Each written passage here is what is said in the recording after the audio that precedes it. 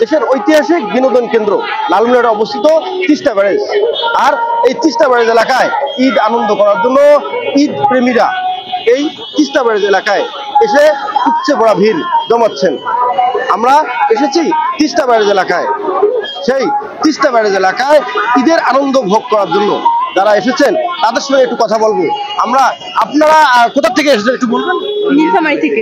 আচ্ছা, কেন আসছেন এই এলাকায়? ঘুরতে আসি, ভালো লাগে ঘুরতে। আমরা একটু কথা বলবো আপনার সঙ্গে। আসলে এই যে তিস্তা ব্যারেজ এলাকা বিনোদন কেন্দ্র একটি, এই এলাকায় কি কি সমস্যা ফেস করতেছেন আপনারা? সমস্যা, আমরা তো নীলফামারী থেকে এসেছি, এখন বর্তমানে ওইরকম মনে হচ্ছে না। বেড়াইতে অনেক সুন্দর লাগে, নৌকায় চড়তেছি, আবার এই দেখতেছি এসে অনেক গ্যামজাম, সবাই পছন্দ করে জায়গাটা। ধন্যবাদ। আমরা কথা বলেছি নীলফামারী থেকে আগত ঈদের আনন্দ উপভোগ করার জন্য তিস্তা ব্যারেজ এলাকায় এসেছেন তারা বলছেন যে এই যে তিস্তা ব্যারেজ এলাকা দেশের ঐতিহাসিক সেচ প্রকল্প হিসেবে অবস্থিত তিস্তা ব্যারেজ।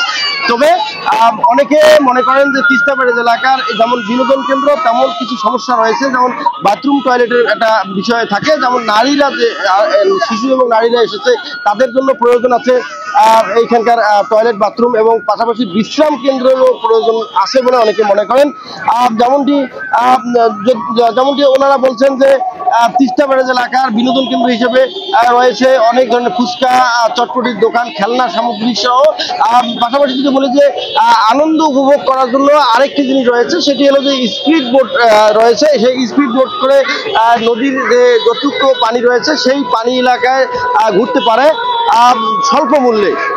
আরেকটি যদি বলি যে প্রশাসনের পক্ষ থেকে বলা হয়েছে পর্যাপ্ত পরিমাণ নিরাপত্তার ব্যবস্থা রয়েছে, এখানে কোনো ধরনের অনিয়ম এখানে হওয়ার সম্ভাবনা নেই বলেও জানিয়েছেন। ভ্রমণ পিপাসু লোকজন এখানে ঈদ আনন্দ উপভোগ করার জন্য আসেন, তাদের পরিবার সহ বাচ্চা কাচ্চা সহ এখানে আসেন। আমরা হাতীবান্ধা থানা পুলিশ প্রতি ব্যারের নাই এবারও মাননীয় পুলিশ সুপার লালমনিরহাট জনাব তরিকুল ইসলাম মহোদয়ের নির্দেশে আমরা আমাদের পুলিশ আনসার সবাইকে এখানে নিরাপত্তা ডিউটিতে নিয়োজিত করেছি, যাতে এখানে আসা লোকজন যেন কোনো অপ্রীতিকর ঘটনা বা কোনো সমস্যার সম্মুখীন না হয়। আমরা সর্বদা তাদের জন্য কাজ করে যাচ্ছি।